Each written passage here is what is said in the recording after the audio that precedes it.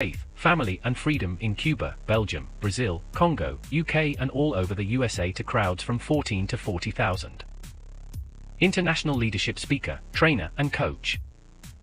Author of Learn to Raw Leadership, Attitude Hack, Live a More Excellent Life, 5 Battle Strategies of a Victorious Warrior. 2021 President's Lifetime Achievement Award recipient. Founding partner of the John Maxwell team. Toastmaster International Speech Competition semi-finalist. Founder of Tell It Like It Is TV, ThatGuyRocks.com and ThatGuySpeaks.com. Creator of Story Power TV, Transforming Grace TV, and Leading Leaders Podcast.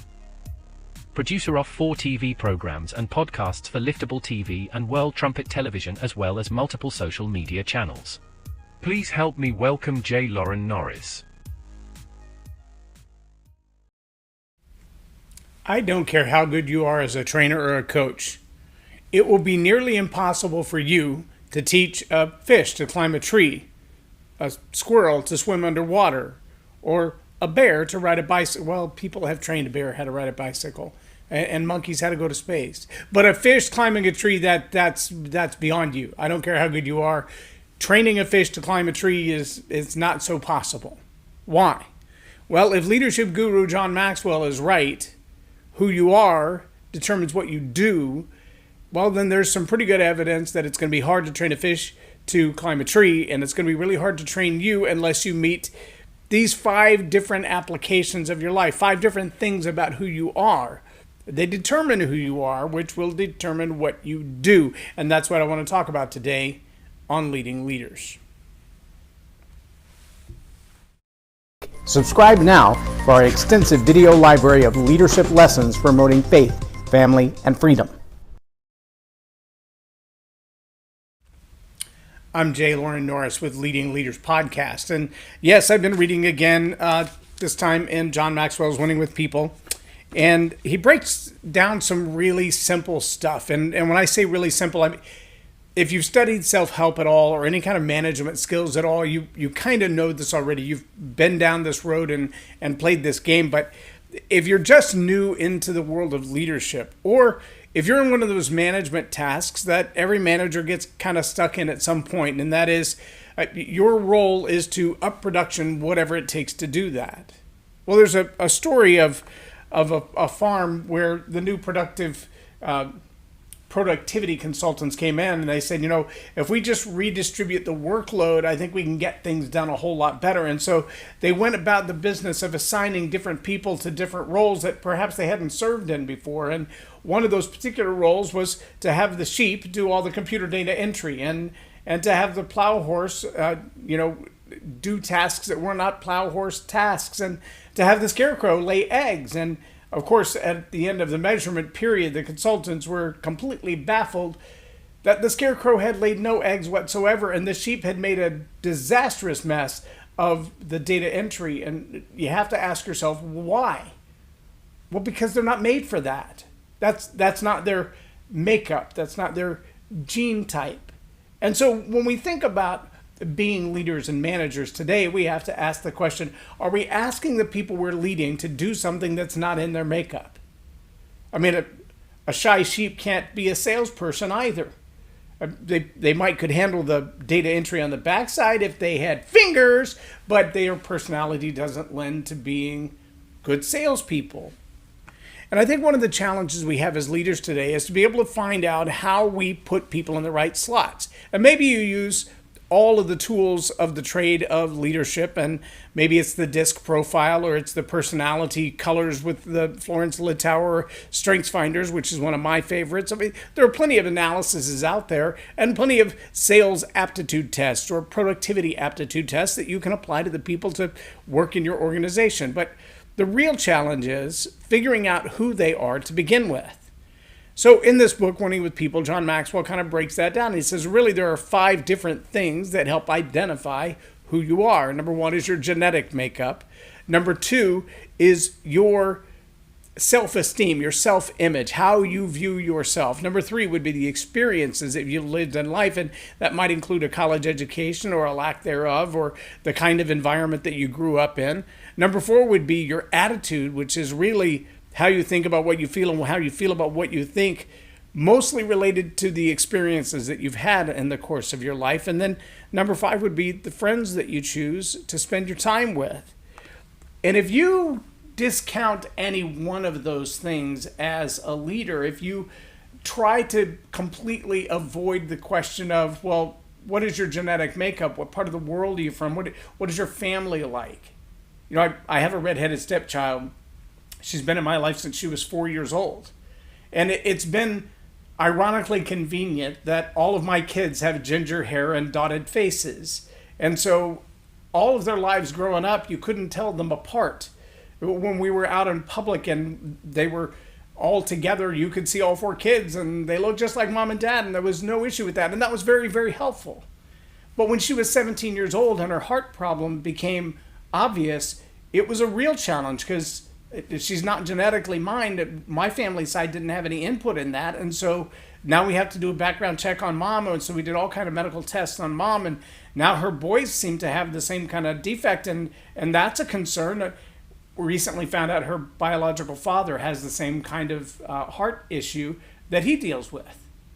Well, that's genes, that's genetic makeup. I didn't have anything to do with that. There's nothing I could have done to teach, train, or educate that out of her. There's no way I could have mentally conditioned her to not have a genetic problem that came from other genes that I had no influence in. Oh, we often forget that when we talk about the way that someone is wired, their personality and their demeanor may be reflective of who they spend time with and the kind of books they've read. We'll get to that in a minute, but they may also be reflective of just the way they're wired from their maker. And when we try to get someone to step outside the box of their genes, just who they've been made to be, we're going to have some real issues with that. We may expect people to do what they were not made to do. And that now means you've got an expectation, which is going to lead to failure, which is going to lead to a challenge with number 2, expectations that cannot be met, damage self-esteem. So if you're the leader and you're asking people to do what they simply cannot do, a horse climbing a tree, a fish climbing a tree, a squirrel swimming long distances, that's not what they're made for. They don't do that well at all. And so now asking them to do what they're not capable of leads to not only their failure in the task, but a damage of self-esteem as well. Because now they think, well, it's all about me and I'm not competent. I'm not good enough. I can't do this. Well, is it the leader's fault they've been put there? But also that self-esteem tends to come from the confidence that you have. And you want to know that you've surrounded yourself with the best opportunity to believe the best about yourself. Again, we're going to find that later in friends and the books that you read. It's just a true story. I have a book on my shelf behind me from Oliver Wendell Holmes, turn of the century Supreme Court Justice. But there's a story of Oliver Wendell Holmes walking down the street one day and a little girl walks up beside him and they journey together for a while. And when it's time for her to turn around and go back home, he says to her, when your mother asks you where you've been, tell her you've been with Oliver Wendell Holmes. And she says, fine, when your folks ask who you've been with, tell them you've been with Mary Susanna Brown. I don't know if that name is famous or not. I haven't looked it up. I haven't heard it anywhere, but it is ironic that a little girl would say to a Supreme Court justice her full name. The confidence that she has to say, you should remember me as well. People should know who you've spent your time with as well. That kind of self-confidence goes a long way, especially in a life where sales and communication, leadership, management are important. If you don't have the self-confidence to assert yourself, to speak your name, to speak your position, to speak your ideas, then chances are you're going to get run over. Well, next up is experiences. And we've all had experiences, good and bad. We've learned from our experiences. In fact, I remember being told by an uncle one time, he said, a smart man learns from his own experiences, his own mistakes. But a wise man learns from the mistakes or the experiences of others. Well, what does that mean? Well, it's part of the reason that you'll find my house full of books. I made plenty of mistakes on my own. I have plenty of experiences on my own, but every time I can pick up a book and read through the pages of somebody who's been down the road before me, learned something that I don't know yet, taught it to others, that's experience that I get to benefit from, not having had to suffer through the experience itself. At the same time, there are plenty of experiences in my life that I've written about in my own books, that I've talked about from the platform, and all of those things are experiences that shaped who I am. How I interact with other people, what I believe about myself, what I believe about others. And the same thing is true of you. And you can't tell me any different. Every experience you've had in life has informed something about you, about the way you treat yourself and the way you treat others. Well, number 4 is the attitude that you take toward the experiences.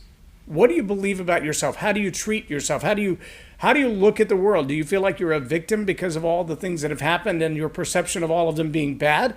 Or do you look at the world and say, actually, I think my life is pretty good. I'm pretty excited about the experiences that I've had, the opportunities that I've had. And even the ones that were harsh on me, even the ones that hurt my feelings, cost me money, cost me time, brought me injury, even those, I've found a reason to live through them with a good attitude. That attitude is a choice. Just like self-image is a choice.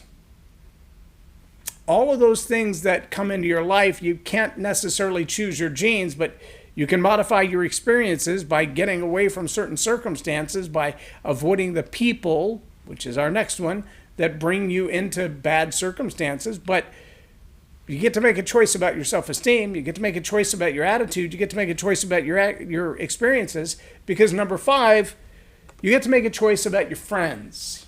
Charlie Tremendous Jones says, if you want to know who you're going to be 5 years from now, that will be most determined by the 5 people you hang out with and the books you read. Yeah, the people in your circle of life, the people you spend time with, the people who influence you by speaking into your life. If they ask you questions and you refuse to answer them, that says something about your relationship. If you ask them questions and they refuse to answer them, that also says something about your relationship.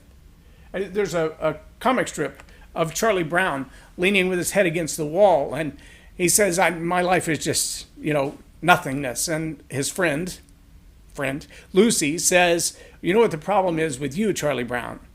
He says, no, I don't. She says, the problem is you. The problem with your life is you, that you are you. That's the problem. Well, friends like that, who needs any enemies, right?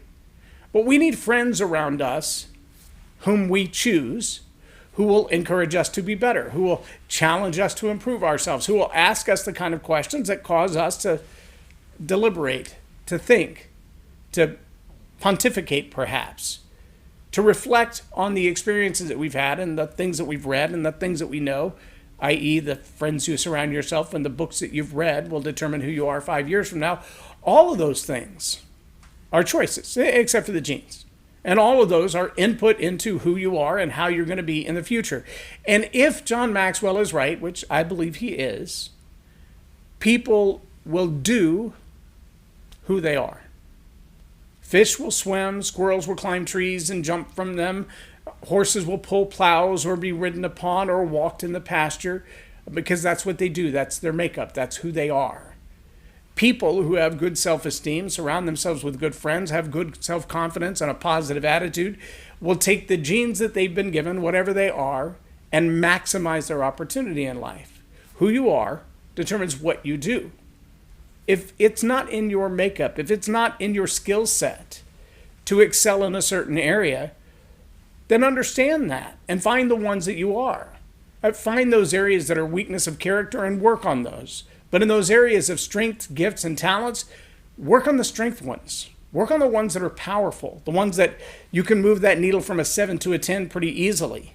And you'll find that in your life you have a lot more success and a lot more confidence. If you win at something every time you play, doesn't that make you want to play more? If you succeed in relationships, if you win in the conversation every time, it makes you want to go back to debate class. That's a pretty powerful thing. If you fail at it every time, either you need some instruction on it or you need to give up on that and find something you're better at. What you do determines, who you are determines what you do. And how well you do it will determine your success or failure in it. But that's going to be up to you. You have to choose your friends. You have to choose your attitude about the experiences you've had. You have to choose how you can modify those experiences and situations. You have to choose your self-esteem or your self-confidence, because nobody can give that to you. Your genes, well, that you're going to have to deal with. But it might be worth doing some research to figure out what you're best at genetically. I don't think I'll ever be a great ice skater. I don't have the balance for it. I don't have the coordination for it. And I don't have the physique for it. The sooner I admitted that, the less likely I was to spend time trying to become a figure skater.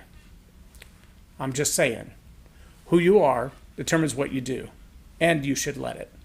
I'm J Loren Norris with Leading Leaders Podcast, or Tell It Like It Is TV. Have a blessed day.